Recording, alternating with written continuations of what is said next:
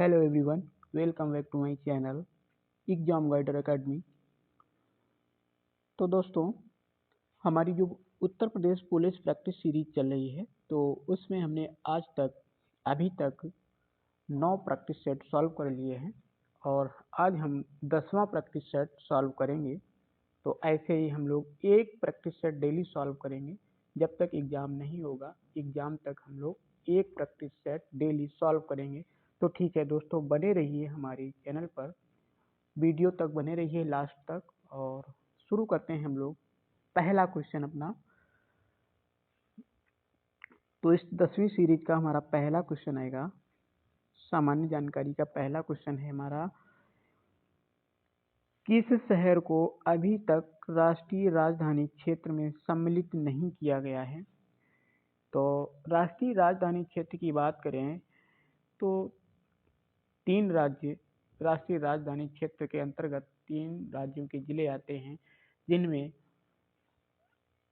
उत्तर प्रदेश के 7 जिले आते हैं। हरियाणा की बात करें तो हरियाणा के 13 जिले आते हैं और राजस्थान के 2 जिले आते हैं। बात पूछी गई है इसमें किस जिले को शामिल नहीं किया गया है, तो किस शहर की बात की गई है। तो इसमें जो उत्तर प्रदेश का अलीगढ़ है, इसको अभी राष्ट्रीय राजधानी क्षेत्र के अंतर्गत शामिल नहीं किया गया है। ठीक है, उनमें कौन कौन से हैं जो शामिल है? गाजियाबाद शामिल है, गौतम बुद्ध नगर है शामिल, बुलंदशहर है और मेरठ है, बागपत है, हापुड़ है, मुजफ्फरनगर है। तो ये जो 7 जिले हैं ये शामिल हैं। ठीक है, और ये अलीगढ़ है, ये अभी शामिल नहीं है। हरियाणा में वही 13 जिले हैं शामिल। ठीक है, राजस्थान की बात करें तो राजस्थान में भरतपुर और अलवर ये दोनों शामिल हैं। ठीक, तो हमारा सही ऑप्शन इसमें सी हो जाएगा। ठीक है, नेक्स्ट क्वेश्चन है हमारा, वर्तमान में उत्तर प्रदेश राज्य में कितने ग्राम पंचायत हैं? तो वर्तमान की बात की जाए तो अभी आज की बात की जाए तो आज की लगभग 58,000 हैं। ठीक है, 58,808 ग्राम पंचायतें हैं। ठीक है, तो इस ऑप्शन की बात करें तो इसमें जैसे डी मान के चलिए। ठीक है, ये पुराना क्वेश्चन लग सकता है, लेकिन आज हैं जो अभी तक वो 58,808 यानी कि सब समथिंग 58,000 ग्राम पंचायतें हैं उत्तर प्रदेश में। ठीक है, नेक्स्ट क्वेश्चन आएगा हमारा, निम्न में से किसने कभी भी भारत के उप प्रधानमंत्री के रूप में कार्यभार नहीं संभाला है? तो उप प्रधानमंत्री के रूप में कार्यभार जो संभाल चुके हैं वो हैं सरदार वल्लभ भाई पटेल, सबसे पहले उप प्रधानमंत्री थे। ठीक है, उसके बाद मोरारजी देसाई आए। ठीक है, यानी कि मोरारजी देसाई भी हैं। ठीक है, इसके बाद आए थे चौधरी चरण सिंह, जगजीवन राम, ये भी उप प्रधानमंत्री रहे हैं। यशवंत राव चव्हाण ये भी, और चौधरी देवीलाल ये भी रहे हैं। लाल कृष्ण आडवाणी, ये सबसे लास्ट में, अब तो प्रधानमंत्री का पद ही समाप्त है। ठीक है, तो ये रहे हैं। और जो बीपी सिंह हैं ये नहीं रहे हैं कभी भी उप प्रधानमंत्री। ठीक है, बीपी सिंह हैं ये भारत के 8वें प्रधानमंत्री थे और यह उत्तर प्रदेश के मुख्यमंत्री भी रह चुके हैं बीपी सिंह। ठीक है, नेक्स्ट क्वेश्चन है हमारा, सामान्य संतुलन सिद्धांत किसने प्रतिपादित किया? तो सामान्य संतुलन सिद्धांत है वो प्रतिपादित किया है लियोन वॉल्स ने। लियोन वॉल्स ने प्रतिपादित किया है। ठीक, जेएम कीन्स की बात करें तो जेएम कीन्स ने क्षतिपूरक राजकोषीय सिद्धांत प्रतिपादित किया है। लियोन वॉल्स ने सामान्य संतुलन सिद्धांत प्रतिपादित किया है। और एडम स्मिथ की बात करें तो इन्होंने लाभ का सिद्धांत प्रतिपादित किया है, लाभ का सिद्धांत। और डेविड रिकार्डो की बात करें, डेविड रिकार्डो की, तो डेविड रिकार्डो ने तुलनात्मक लाभ सिद्धांत का प्रतिपादन किया है। ठीक है, नेक्स्ट क्वेश्चन आएगा हमारा, भारत के राष्ट्रपति पद के लिए कौन शपथ दिलाता है? तो भारत के राष्ट्रपति पद के लिए जो भारत का राष्ट्रपति होता है उसको उच्चतम न्यायालय के, यानी कि उच्चतम न्यायालय के, जो भारत के उच्चतम न्यायालय है उसके मुख्य न्यायाधीश जो होते हैं वो शपथ दिलाते हैं। ठीक है, अनुच्छेद 60 के अंतर्गत भारत के राष्ट्रपति को शपथ दिलाई जाती है। और नेक्स्ट क्वेश्चन है हमारा, निम्नलिखित में से किसने संप्रभुता के अद्वैत सिद्धांत किए थे, संप्रभुता के अद्वैत सिद्धांत दिए थे? वो थे हमारे ऑस्टिन, जॉन ऑस्टिन थे, इन्होंने संप्रभुता के अद्वैत सिद्धांत दिए थे।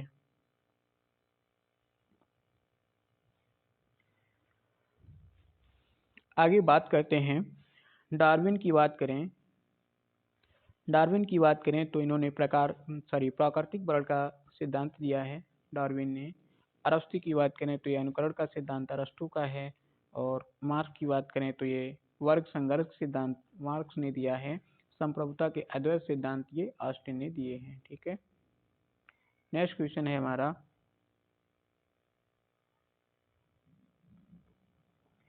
अगला क्वेश्चन है हमारा, निम्नलिखित घटनाओं के उनके घटना क्रमानुसार सही क्रम ढूंढिए। तो इसमें सही क्रम हमारा हो जाएगा, देखिए सबसे पहले भारत छोड़ो आंदोलन, शिमला सम्मेलन, पूना समझौता। देखिए पूना समझौता हुआ था कि 1932 में। ठीक है, पूना समझौता 1932 में हुआ था। और भारत छोड़ो आंदोलन की बात करें तो ये 8 अगस्त 1942 को हुआ था, भारत छोड़ो आंदोलन। शिमला सम्मेलन की बात करें तो शिमला सम्मेलन ये 1945 को हुआ था, जो बेबल योजना थी 1945। कैबिनेट मिशन 1946 को हुआ था। तो यानी कि हमारा सही हो जाएगा पहला 1932 यानी कि तीसरा, इसके बाद 1942 पहला, फिर हमारा आएगा शिमला सम्मेलन ये 1945, कैबिनेट मिशन 1946, यानी कि 3, 1, 2, 4। कौन सा ऑप्शन सही है हमारा? तीसरा, यानी बी सी वाला सही है। ठीक है, तो इस तरह का इनका क्रम हो जाएगा। नेक्स्ट क्वेश्चन आएगा हमारा, वर्ष 1917 में महात्मा गांधी द्वारा चंपारण कौन सा आंदोलन शुरू किया गया था? तो महात्मा गांधी जी का जो पहला आंदोलन था वो था सत्याग्रह। सत्याग्रह पहला आंदोलन चंपारण आंदोलन था, जो कि 1917 में, जो चंपारण में जो बिहार के किसानों से अंग्रेज बागान मालिकों के करार से किसानों को अपनी भूमि पर 3/20 भाग पर नील की खेती करनी पड़ती थी, जिसको हम लोग क्या कहते थे, जिसको कहा गया है 3 कठिया पद्धति। ठीक है, तो महात्मा गांधी ने सबसे पहले 1917 में चंपारण सत्याग्रह, जिसको कहते हैं चंपारण सत्याग्रह, शुरू किया था। ठीक है, नेक्स्ट क्वेश्चन आएगा हमारा, वह देश जो लगातार तीसरे साल भी फाइनेंशियल टास्क फोर्स यानी FATF की ग्रे लिस्ट में बरकरार है, तो वह देश पाकिस्तान है। नेक्स्ट क्वेश्चन आएगा, मानव शरीर के गुर्दे इनमें से कौन सा कार्य करते हैं? तो जो मानव शरीर के गुर्दे हैं ना, मानव शरीर के गुर्दे हैं किडनी, जिसको बोलते हैं इंग्लिश में किडनी, तो वो उत्सर्जन का कार्य करती हैं। किसका कार्य? उत्सर्जन का कार्य करते हैं। ठीक है, नेक्स्ट क्वेश्चन है हमारा, जब प्रकाश किसी किनारे या किसी दरार से गुजरती है तो की वजह से तिरछा हो जाता है। किसकी वजह से तिरछा हो जाता है? तो ये जो होता है ना विवर्तन, तो विवर्तन की वजह से ये तिरछा हो जाता है। ठीक है, अगर जैसे प्रकाश किसी सीधी रेखा में होता है और उस पर आगे कोई अवरोध पड़ जाता है, ठीक है, अगर कोई अवरोध पड़ जाता है तो प्रकाश क्या होता है, वो मुड़ जाता है, तिरछा हो जाता है। ठीक है, उसकी लाइन तिरछी हो जाती है, तो उसे हम क्या कहते हैं? विवर्तन। ठीक है, डिफ्रैक्शन जिसको कहते हैं इंग्लिश में, डिफ्रैक्शन कहते हैं। नेक्स्ट क्वेश्चन है हमारा, अगला क्वेश्चन आएगा, मरुस्थल में मरीचिका या मृग तृष्णा बनने का मुख्य कारण क्या है? देखिए मृग मरीचिका जिसको कहते हैं, मृग मरीचिका या मृग तृष्णा, इसका बनने का जो कारण होता है वो होता है प्रकाश का अपवर्तन और पूर्ण आंतरिक प्रतिबिंब, दोनों होते हैं।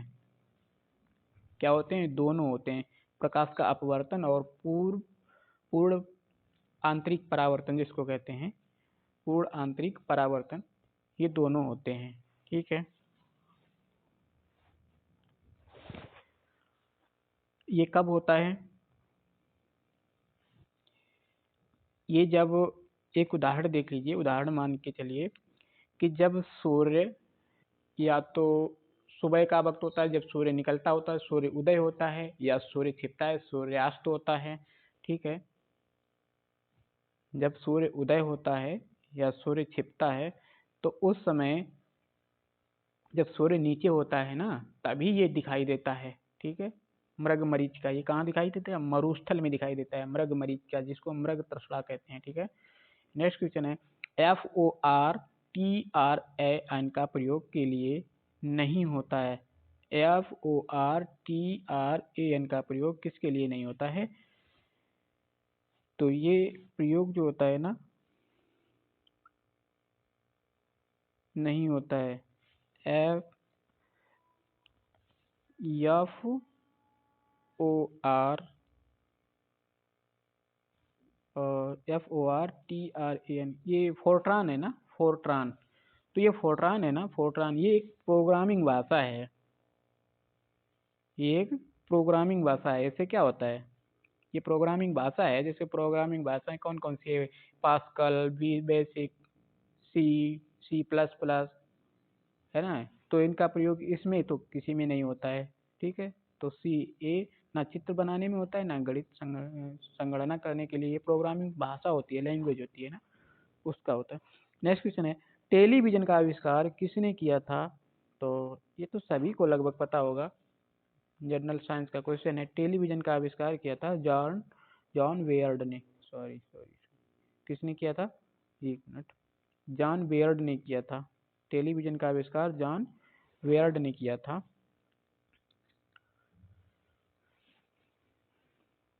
माइकल फैराडे ने इनका किया था। ट्रांसफार्मर का किसने किया था? माइकल फैराडे ने। ठीक है, नेक्स्ट क्वेश्चन है हमारा, वॉलीबॉल की एक टीम में कितने खिलाड़ी होते हैं? सिंपल सा, वॉलीबॉल की एक टीम में 6 यानी कि 6 खिलाड़ी होते हैं। ठीक है, एक टीम में 6 खिलाड़ी होते हैं, यानी कि प्रत्येक टीम में कितने होते हैं? 6 खिलाड़ी होते हैं। ठीक है, और वॉलीबॉल के अगर जन्मदाता की बात करें तो ये विलियम जी मॉर्गन होते हैं। वॉलीबॉल के जन्मदाता मॉर्गन हैं। मॉर्गन को वॉलीबॉल का जन्मदाता कहते हैं। नेक्स्ट क्वेश्चन आएगा हमारा, निम्नलिखित का मिलान कीजिए। एक तरफ मंदिर दिए गए, एक तरफ भगवान है। लिंगराज मंदिर उड़ीसा, इसमें कौन से भगवान हैं? तिजारा मंदिर राजस्थान, वेंकटेश्वर मंदिर तिरुपति। तो देखते हैं, लिंगराज मंदिर उड़ीसा है ना, इसमें भगवान शिव का मंदिर है। ये भगवान शिव का मंदिर है। ठीक है, तिजारा मंदिर राजस्थान, ये भगवान महावीर का मंदिर है। और वेंकटेश्वर मंदिर तिरुपति में जो है वो भगवान विष्णु का। तो कौन सा सही हो जाएगा? और एक का तीन और दो का एक, एक का तीन दो का एक है कोई? ऑप्शन बी सही हो जाएगा हमारा। ठीक है, नेक्स्ट क्वेश्चन, वैश्विक पेंशन सूचकांक 2021 की 42 देशों की सूची में भारत का कौन सा स्थान है? तो ये 2021 की बात है ना, 2021 में तो 40 था। अब प्रेजेंट टाइम की बात करिए। अगर हम प्रेजेंट टाइम यानी 2023 की बात करें तो 2023 में 47 देशों की सूची में भारत का स्थान है 45वां। ठीक है, भारत का कौन सा स्थान है 2023 में? 45वां स्थान है। ठीक है, नेक्स्ट क्वेश्चन है हमारा, हाल ही में बंदुला बर्डपुरा का एक बीमारी के कारण निधन हो गया, वह किस देश के प्रथम टेस्ट कप्तान थे? बंदुला बर्डपुरा, तो बंदुला बर्डपुरा जो थे वो श्रीलंका के टेस्ट कप्तान थे। ठीक है, किसके थे? श्रीलंका के। नेक्स्ट क्वेश्चन आएगा हमारा, मासमई गुफा में जियोरिसा मासमईन्सिस नामक एक सूक्ष्म घोंघे की प्रजाति की खोज हुई है। यह गुफा किस राज्य में स्थित है? तो इस गुफा की बात की जाए तो ये जो जियोरिसा मासमईन्सिस, ये मासमई गुफा है ना, ये मेघालय की गुफा है। मासमई गुफा मेघालय की गुफा है। इसमें जियोरिसा मासमईन्सिस ये घोंघे की प्रजाति है, इसकी खोज की गई है। नेक्स्ट क्वेश्चन है हमारा, हाल ही में किस तिथि को विश्व आयोडीन अल्पता दिवस मनाया गया? तो विश्व आयोडीन अल्पता दिवस ये मनाया गया है हमारा 21 अक्टूबर को।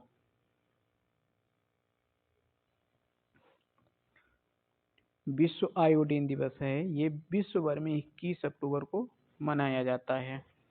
नेक्स्ट है, अगस्त 2018 में भारत भारती सम्मान से पुरस्कृत साहित्यकार कौन थे? तो भारत भारती के जो सम्मानित पुरस्कृत साहित्यकार थे वो रमेश चंद्र शाह थे 2021 में। इन्हें हिंदी संस्थान द्वारा श्रेष्ठ पुरस्कार भारत भारती सम्मान दिया गया। ये कहाँ के हैं? तो ये भोपाल के हैं, doctor Ramesh Chandra Shah. Next question है हमारा, अगला क्वेश्चन है, मुख्यमंत्री रोशन आपके द्वार योजना किस राज्य सरकार की योजना है?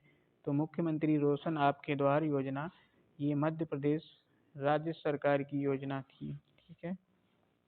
नेक्स्ट क्वेश्चन आएगा, निम्नलिखित में से किस सोशल मीडिया कंपनी पर ब्रिटेन के प्रतिस्पर्धा नियामक ने 6.94 करोड़ डॉलर का जुर्माना लगाया है? तो ये जुर्माना फेसबुक पर लगाया है। ठीक है, फेसबुक पर लगाया है। ठीक है। नेक्स्ट क्वेश्चन है, सांसद निधि की वर्तमान राशि कितनी है? सांसद निधि की वर्तमान राशि जो है वो 5 करोड़ रुपए है। कितनी है? 5 करोड़ रुपए है। ठीक है।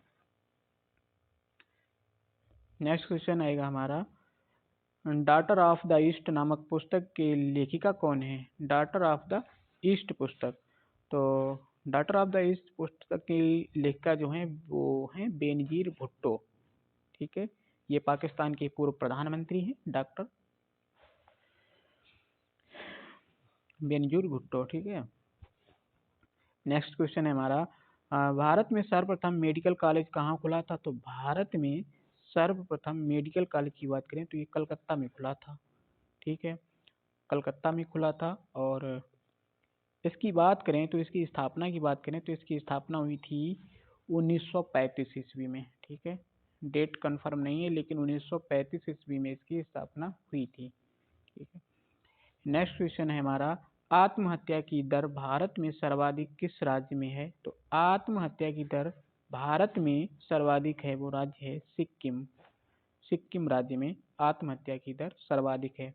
दूसरे स्थान की बात करें तो दूसरे स्थान पर आता है तमिलनाडु। ठीक है। नेक्स्ट क्वेश्चन है, हाल ही में किस बैंक ने अपनी 51 शाखाओं को बंद करने की घोषणा की है? तो बैंक ऑफ महाराष्ट्र ने अपनी 51 शाखाओं को बंद करने की घोषणा की है।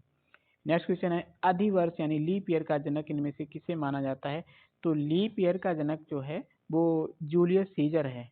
कौन है? जूलियस सीजर है। जूलियस सीजर को लीप ईयर का लीप ईयर का जनक माना जाता है। लीप ईयर का क्या होती है? लीप ईयर यानी कि जो जिस वर्ष में 366 दिन होते हैं। वैसे वर्ष में कितने दिन होते हैं? 365। और जिस वर्ष में 366 दिन होते हैं यानी कि जो फरवरी होती है वो 29 दिन की होती है, उसको क्या कहते हैं? उसे अधिवर्ष यानी लीप ईयर कहते हैं। ठीक है।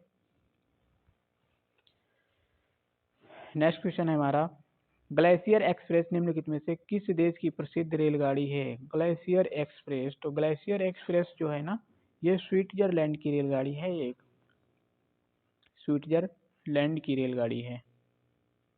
नेक्स्ट क्वेश्चन है, बिनसर का जंगल भारत के किस केंद्र शासित प्रदेश क्षेत्र में अवस्थित है? विंसर का जंगल, विंसर के जंगल की बात की जाए तो विंसर का जंगल जो है ना ये उत्तराखंड में अवस्थित है। कहाँ? उत्तराखंड राज्य में अवस्थित है। ये अल्मोड़ा के आसपास स्थित है। ठीक है।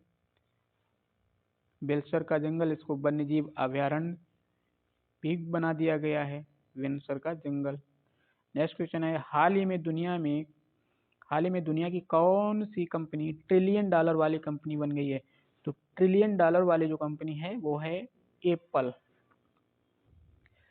नेक्स्ट क्वेश्चन है हमारा, निम्नलिखित में मौर्य कला का सर्वोत्तम प्रतिमान कौन सा है? तो मौर्य कला का सर्वोत्तम प्रतिमान जो है ना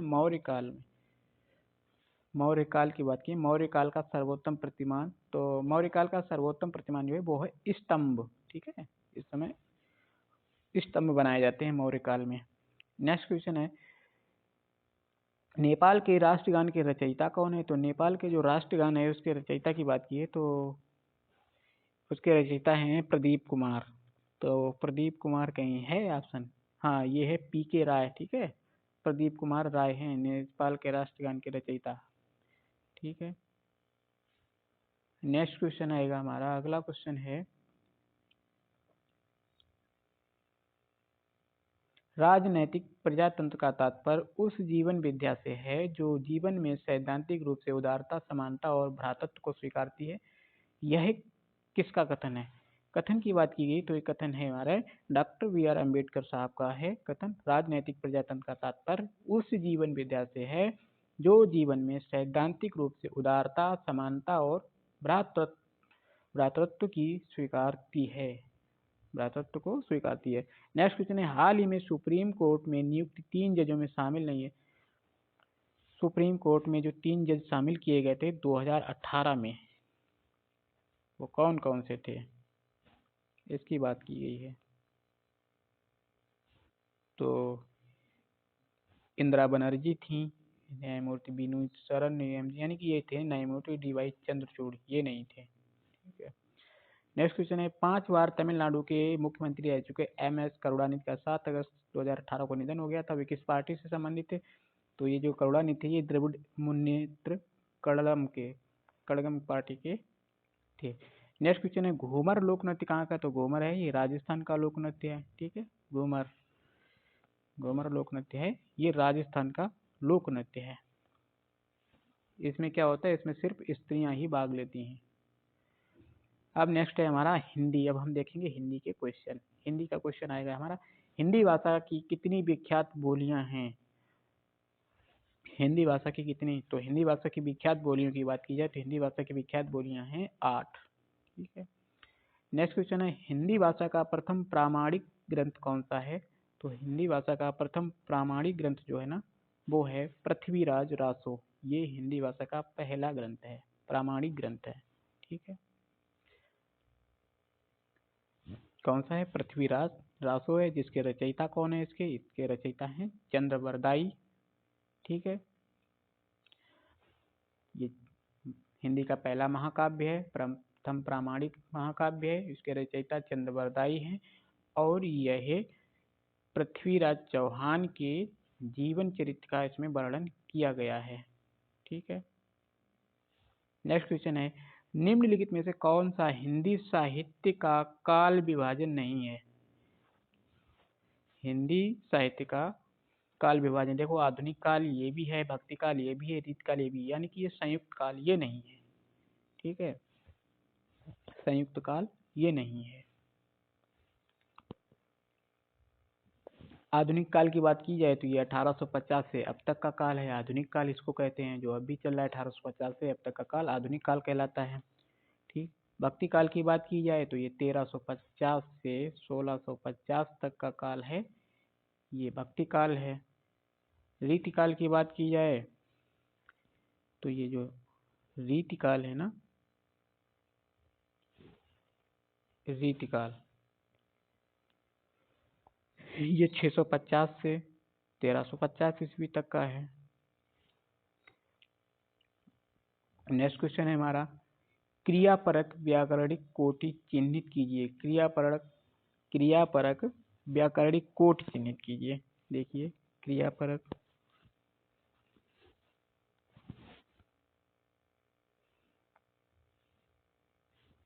तो क्रियापरक व्याकरणिक कोटि क्या है? कारक, लिंग, वचन, पक्ष। तो क्रियापरक क्या होता है कि वह व्यापारिक कोटि जिसमें क्रिया सम्मिलित हो वो क्रिया परक कहलाती है। तो इसमें क्रिया किसमें होगी? क्रिया यानी करने वाला, अर्थात क्रिया को पूरी तरह से जो करता है वो करता है, तो इसमें हो जाएगा हमारा कारक। ठीक है, क्या हो जाएगा? कारक।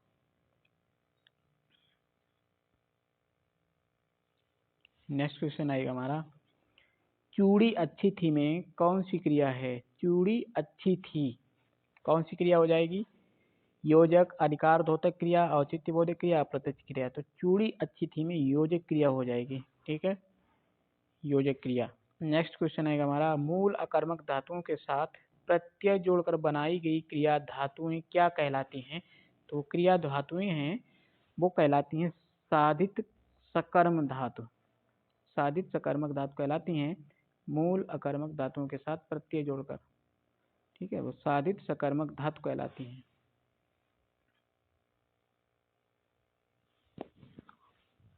नेक्स्ट क्वेश्चन है, सारंग लय सारंग चल कई सारंग की ओट। सारंग लय सारंग चल कई सारंग की ओट, सारंग झीनो पाई के सारंग कई गई चोट। उक्त में कौन सा अलंकार विद्यमान है? तो अलंकार की बात की गई है तो क्या होता है अलंकार? एक शब्द की आवृत्ति बार बार आए, यानी कि एक से अधिक बार आए, लेकिन उनके अर्थ अलग अलग हों, उसे क्या कहते हैं? तो उसे हम लोग कहते हैं यमक अलंकार कहते हैं। ठीक है, सारंग कई बार आया, सारंग लय सारंग चल कई सारंग की ओर, सारंग झीनो पाए के सारंग गई।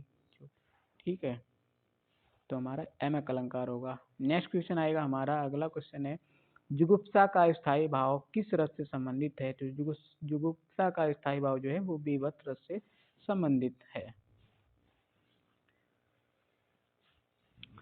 नेक्स्ट क्वेश्चन है, निम्नलिखित में कौन सा छंद प्रकार नहीं है? तो चौपाई सोरठा दोहा होता है ये, दृष्टांत ये नहीं होता है। नेक्स्ट क्वेश्चन है, दीर्घ संधि, गुण संधि, वृद्धि संधि, अड़ संधि, आयाल संधि संधि के किस मूल वेद के अंतर्गत आते हैं? तो जो दीर्घ संधि, गुण संधि, वृद्धि संधि है, तो ये जो आते हैं वो स्वर संधि के अंतर्गत आते हैं। ठीक है, स्वर संधियां कितने प्रकार की होती हैं? 5 प्रकार की, दीर्घ, गुण, वृद्धि, यड़, अयादि। ठीक है, नेक्स्ट क्वेश्चन है, प्रश्न संख्या 49 और 50, उपयुक्त समास चिन्हित कीजिए। समास की बात की गई है, तो देखिए हमारा समास क्या है। पथभ्रष्ट, पथभ्रष्ट में कौन सा समास हो जाएगा? यानी कि जिस समास में उत्तर पद प्रधान हो और मध्य में कारक चिन्ह लुप्त हो जाए, उसे क्या कहते हैं? उस तत्पुरुष कहते हैं। यानी कि पथ भ्रष्ट, पथ से भ्रष्ट। ठीक है, पथ से भ्रष्ट, ये हमारा हो जाएगा तत्पुरुष समास। ठीक है, नेक्स्ट क्वेश्चन है हमारा, अष्टाध्यायी। अष्टाध्यायी में कौन सा समास है? तो अष्टाध्यायी यानी कि पहली तो बात ये है, संख्यावाचक कौन सा होता है? सीधी सी बात, संख्यावाचक जो समास होता है वो द्विगु समास होता है। द्विगु संख्यावाचक यानी कि जिसमें पूर्व पद संख्यावाचक होता है और उसे समस्त पद का बोध होता है, वो क्या होता है? द्विगु समास। ठीक है, अष्टाध्यायी यानी कि अष्टाध्यायी मतलब 8 अध्यायों का समूह। नेक्स्ट क्वेश्चन है, सुमित्रा नंदन पंत को किस कृति पर ज्ञान पीठ पुरस्कार मिला? ये हम एक बार और इस क्वेश्चन को कर चुके हैं। तो चिदम्बरा पर इनको ज्ञान पीठ पुरस्कार मिला था 1961 ईस्वी में। कब मिला था? 1961 ईस्वी में चिदम्बरा पर इनको ज्ञान पीठ पुरस्कार दिया गया था। नेक्स्ट क्वेश्चन है, ब्रज भाषा का विकास किस अपभ्रंश से हुआ है? तो ये इसका विकास, ब्रजभाषा का विकास जो हुआ है वो सौरसेनी से हुआ है। ठीक, सौरसेनी से हुआ है। ठीक है, नेक्स्ट क्वेश्चन आएगा हमारा, पैराग्राफ दिया गया है इसमें छांटने के लिए, पहले पढ़िए। राष्ट्र के सर्वांगीण विकास के लिए एक चरित्र निर्माण परम आवश्यक है। जिस प्रकार वर्तमान में भौतिक निर्माण का कार्य अनेक योजनाओं के माध्यम से तीव्र गति के साथ संपन्न हो रहा है, वैसे ही वर्तमान की सबसे बड़ी आवश्यकता है यह है कि देशवासियों के चरित्र निर्माण के लिए भी प्रयत्न किया जाए। उत्तम चरित्रवान व्यक्ति ही राष्ट्र की सर्वोच्च संपदा है। जनतंत्र के लिए तो यह एक महान कल्याणकारी योजना है। जन समाज में राष्ट्र, संस्कृति, समाज एवं परिवार के प्रति हमारा क्या कर्तव्य है, इसका पूर्ण रूप से बोध कराना एवं राष्ट्र व्याप्त समग्र भ्रष्टाचार के प्रति निषेधात्मक वातावरण का निर्माण करना ही चरित्र का निर्माण का प्रथम सोपान है। आगे है, पाश्चात्य शिक्षा और संस्कृत के प्रभाव से आज हमारे मस्तिष्क में भारतीयता के प्रति हीन भावना उत्पन्न हो गई है। चरित्र निर्माण में जो कि बाल्य व्यवस्था से ही ऋषि कुल, गुरुकुल, आचार्य कुल की शिक्षा के द्वारा प्राचीन समय से किया जाता था, आज की लॉर्ड मैकाले की शिक्षा संपद्ध से संचालित स्कूलों एवं कॉलेजों के लिए एक हास्यास्पद विषय बन गया है। आज यदि कोई पुरातन संस्कारी विद्यार्थी संध्यावदन या शिखा सूत्र रखकर भारतीय संस्कृतिमयी जीवन बिताता है तो अन्य छात्र उसे बुद्धू या अप्रगतिशील कहकर उसका मजाक उड़ाते हैं। आज हम अपने भारतीय आदर्शों का परित्याग करके पश्चिम के अंधानुकरण को ही प्रगति मान बैठे हैं। इसका घातक परिणाम चारित्र दोष के रूप में आज देश में सर्वत्र दृष्टिगोचर रहा है। तो देखिए इसमें क्या दिया गया है, क्वेश्चन पूछा कि चरित्र निर्माण की परम आवश्यकता है,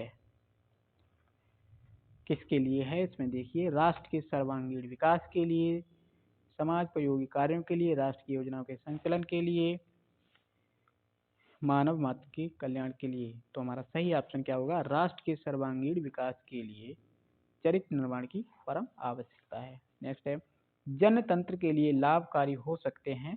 तो जनतंत्र के लिए लाभकारी क्या हो सकते हैं? तो वो उत्तम चरित्रवान व्यक्ति लाभकारी हो सकते हैं। ठीक है, आंसर सी सही हो जाएगा। नेक्स्ट है हमारा उन्नत राष्ट्र के लिए विकास का प्रथम सोपान है। तो उन्नत राष्ट्र के लिए विकास का प्रथम सोपान भ्रष्टाचार के प्रति निषेधात्मक वातावरण, जनता में सांप्रदायिक सद्भाव, राजनीति के कुशलताओं पे चरित्र निर्माण के लिए शैक्षिक यानी कि जो उत्तम उन्नत राष्ट्र के लिए विकास का प्रथम सोपान है भ्रष्टाचार के प्रति निषेधात्मक वातावरण।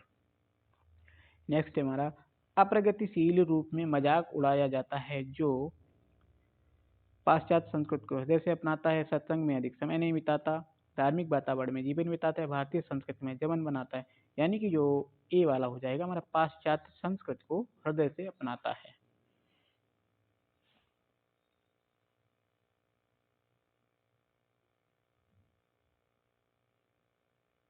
सॉरी, एक मिनट। अप्रगतिशील रूप में मजाक उड़ाया जाता है जो किसका मजाक उड़ाया जाता है? यानी जो भारतीय संस्कृति में जीवन बिताता है। ऑप्शन हमारा डी सही हो जाएगा। ठीक है, ऑप्शन हमारा कौन सा? डी सही हो जाएगा। यानी अप्रगतिशील रूप में मजाक उड़ाया जाता है जिसका किसका? जो भारतीय संस्कृति में जीवन यानी कि जीवन बिताता है। ठीक है, नेक्स्ट क्वेश्चन है भारतीयता के प्रति हीन भावना का कारण क्या है? तो भारतीयता के प्रति हीन भावना का कारण है पुरातन संस्कारी संस्कृति में जीवन, लॉर्ड मैकाले की शिक्षा पद्धति, प्राचीन गुरुकुल की शिक्षा पद्धति, वर्तमान वैज्ञानिक शिक्षा पद्धति। भारतीय के प्रति हीन भावना का कारण है लॉर्ड मैकाले की ये शिक्षा पद्धति है ना, जो ये है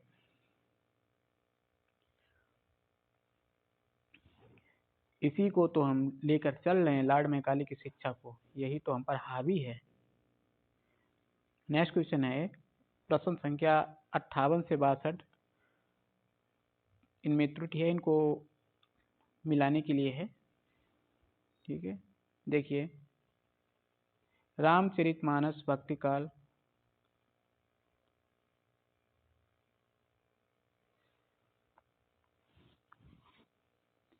इसमें त्रुटि किस में है?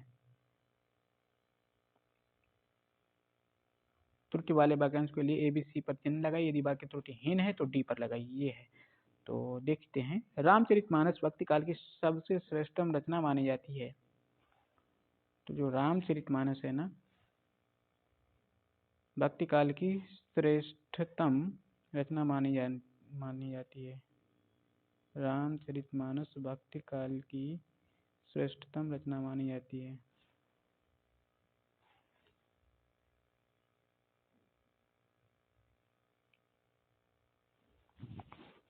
श्रेष्ठतम नहीं होगा, इसमें क्या होगा? रामचरितमानस भक्ति काल की सबसे श्रेष्ठ रचना मानी जाती है, श्रेष्ठतम नहीं। ठीक है, श्रेष्ठतम तो सब हो जाएंगे। ठीक है, रामचरितमानस भक्ति काल की सबसे, या तो सबसे हटा दीजिए। ठीक है, या तो इसमें सबसे हटा दीजिए या श्रेष्ठ।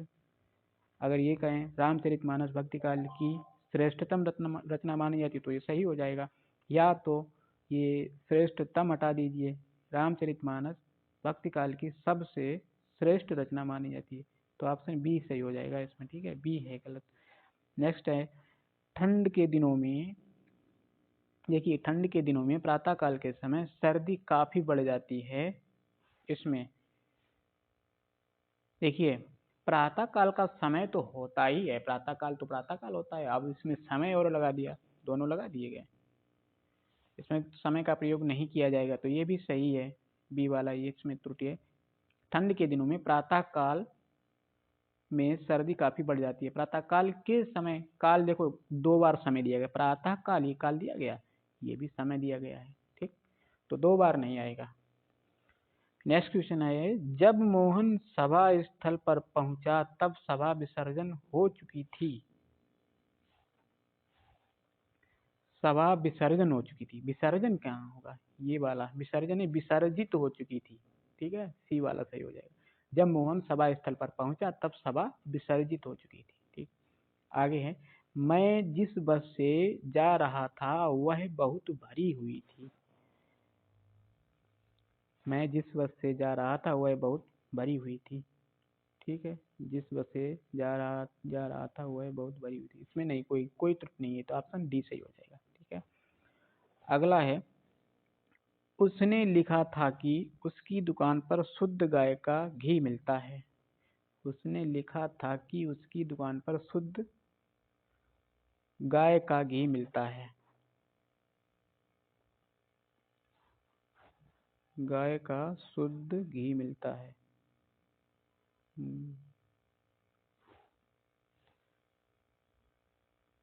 उसकी दुकान पर शुद्ध गाय का नहीं, शुद्ध गाय का नहीं, गाय का शुद्ध, ऑप्शन बी सही हो जाएगा, गाय का शुद्ध घी मिलता है, ठीक है। उसकी दुकान पर, ये शुद्ध पहले नहीं होगा, गाय का शुद्ध घी मिलता है, ठीक है, तो ये बी हो जाएगा। नेक्स्ट क्वेश्चन है, 63 से 67 है, इसमें मिलाने के लिए इसमें भी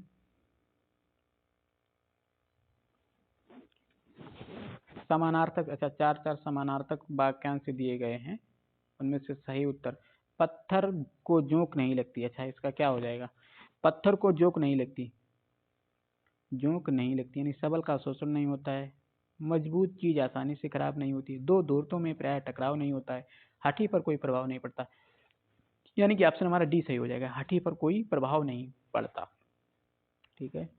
नेक्स्ट क्वेश्चन आएगा हमारा, विहंगम दृष्टि, सॉरी, विहंगम दृष्टि क्या कहा जाएगा, तो विहंगम दृष्टि को कहा, गहरी नजर, तीखी नजर, मंद नजर, यानी विहंगम दृष्टि से, तो इसका अर्थ होता है सरसरी नजर, ठीक है, सरसरी नजर।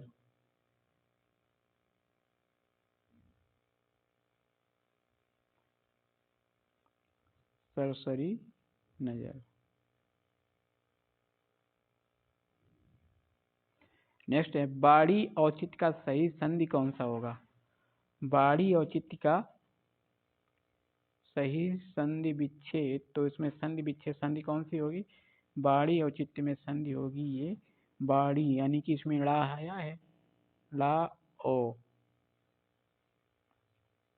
तो ये कौन सी होगी, संधि होगी ईयड़ संधि, याड़ा है तो ईयड़ संधि होती है, तो ठीक है, बाड़ी धन औचित्य, तो इसका संधि विच्छेद हो जाएगा ई और ओ, तो क्या बनेगा, यो, यो, तो हमारा कौन सा है, बाण्योचित्य, ऑप्शन ए सही हो जाएगा, बाड़ी धन औचित्य यानी ई धन ओ बराबर यो, बाण्योचित्य, ठीक है। नेक्स्ट क्वेश्चन है, अनवीक्षण का संधि विच्छेद कौन सा होगा, अनवीक्षण, अनवीक्षण, तो अनवीक्षण में कौन सी संधि होगी, तो अनवीक्षण यानी कि अनवीक्षण,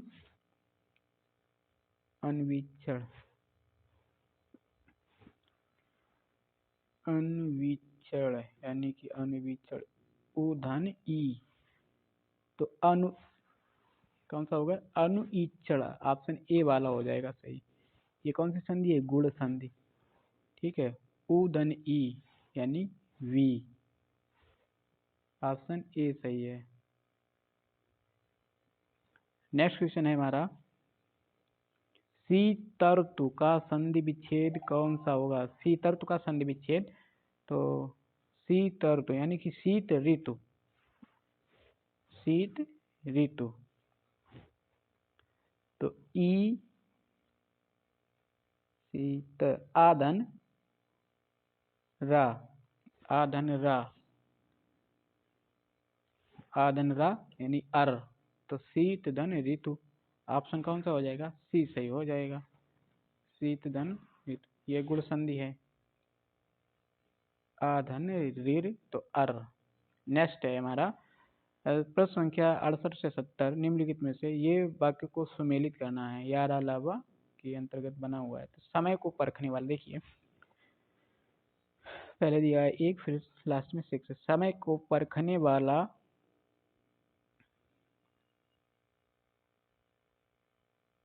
समय को परखने वाला और समय की उपेक्षा करने वाला करोड़पति, समय को परखने वाला रंक से धनाढ्य और समय की उपेक्षा करने वाला करोड़पति से भिखारी हो जाता है। ठीक है, तो कौन सा? समय को परखने वाला, समय को परखने वाला रंक से धना यानी कि रा, रंक से धनाढ्य और समय की, और समय की यानी कि पहले रा फिर या, समय की उपेक्षा करने वाला, यानी कि ऑप्शन हमारा सी सही हो जाएगा। ठीक है, कौन सा? सी सही हो जाएगा। नेक्स्ट क्वेश्चन है हमारा, भारतीय गांवों को, देखिए भारतीय गांवों को सुधार के लिए, नहीं, भारतीय गांवों को अभी भारत सरकार को, या हो जाएगा पहले, या तो इसमें कहीं है भी नहीं। भारतीय गांवों को सुधार के लिए, ये हो जाएगा, रा हो जाएगा पहले। भारतीय गांव को सुधार के लिए अभी भारत सरकार को, अभी भारत सरकार को और राज्य सरकारों को बहुत प्रयत्न करना होगा। तो इनकी रा और या, रा या, रा या ला वा, ऑप्शन हमारा बी सही हो जाएगा। ठीक है, भारतीय गांव को अभी, भारतीय गांव को सुधार के लिए अभी भारत सरकार को और राज्य सरकार को बहुत प्रयत्न करना होगा। ठीक है, नेक्स्ट क्वेश्चन है, समाचार पत्रों में, समाचार पत्रों में प्रकाशित विज्ञापनों द्वारा लोग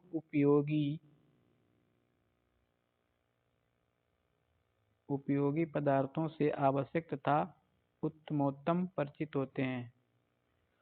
प्रकाशित विज्ञापनों द्वारा लोग उपयोगी पदार्थों से आवश्यक तथा उत्तमोत्तम परिचित होते हैं। ठीक है, तो पहले या हो जाएगा, समाचार पत्रों से प्रकाशित विज्ञापनों, फिर या के बाद वा हो जाएगा, या वा द्वारा आवश्यक रा, यानी कि ऑप्शन हमारा डी सही हो जाएगा।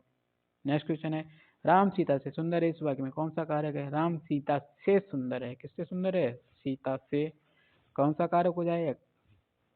कर्ता ने कर्म को करण से, करण से, अपादान से अलग, यानी कि राम सीता से सुंदर है। देखिए कर्ता ने कर्म को करण से तो नहीं होगा। ठीक है, अपादान, इस वाक्य में अपादान कारक कैसे हो जाएगा? अपादान ही होगा जहां तक है। कैसे? देखिए अपादान में क्या होता है कि संज्ञा के जिस रूप से तुलना या समानता या अलगाव का भाव प्रकट होता है,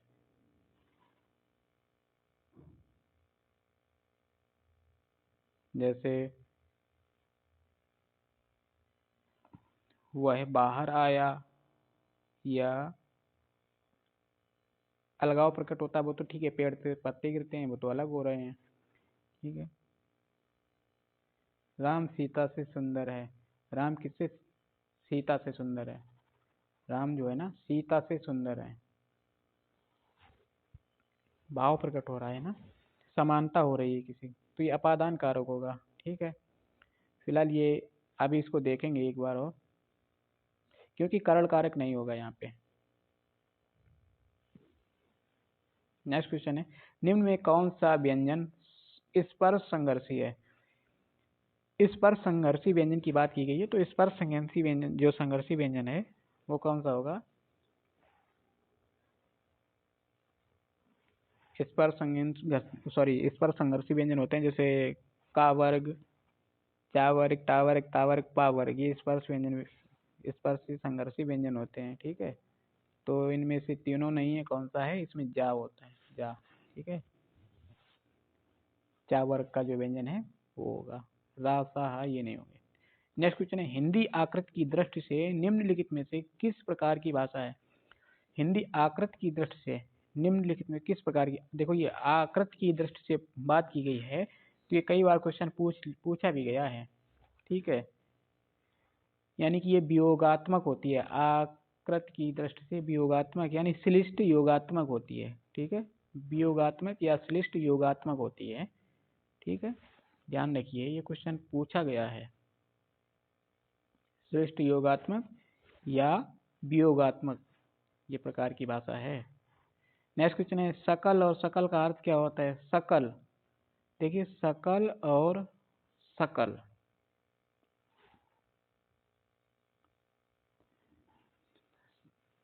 सकल और सकल का अर्थ क्या होगा? नाथ सकल संपदा तुम्हारी, तो सकल पहले वाला का सकल हो गया संपूर्ण, दूसरे वाले का हो गया है अंश, तो हमारा ऑप्शन सी सही हो जाएगा। ठीक है, इसी में संपूर्ण है और किसी में है ही नहीं। ठीक है, नेक्स्ट क्वेश्चन आएगा हमारा, अगला क्वेश्चन है, सॉरी,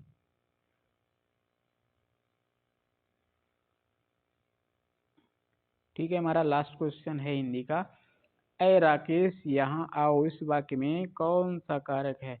भैया सीधी सी बात है, जहाँ पर ये वाला चिन्ह आ जाए, संबोधन का चिन्ह आ जाए, वहां पर कौन सा कारक होगा? तो वहां पर संबोधन कारक होगा। ठीक है, तो हमारा ऑप्शन बी सही हो जाएगा, संबोधन कारक। तो ठीक है दोस्तों, ये था हमारा 10वां प्रैक्टिस सेट। आप ये वीडियो शुरू से आखिर तक देखिए, इम्पोर्टेंट क्वेश्चन को समाहित किया गया है इसमें। और अगर आपको हमारा वीडियो अच्छा लगा हो तो आप वीडियो को लाइक करिए, अगर आप चैनल पर नए हैं तो चैनल को सब्सक्राइब कर लीजिएगा, बेल आइकन को दबा दीजिए, जिससे कि आप तक हमारी वीडियो का नोटिफिकेशन आप तक पहुंच सके और आपको इम्पोर्टेंट जानकारी प्राप्त हो सके। ठीक है, मिलते हैं नेक्स्ट वीडियो में, तब तक के लिए धन्यवाद।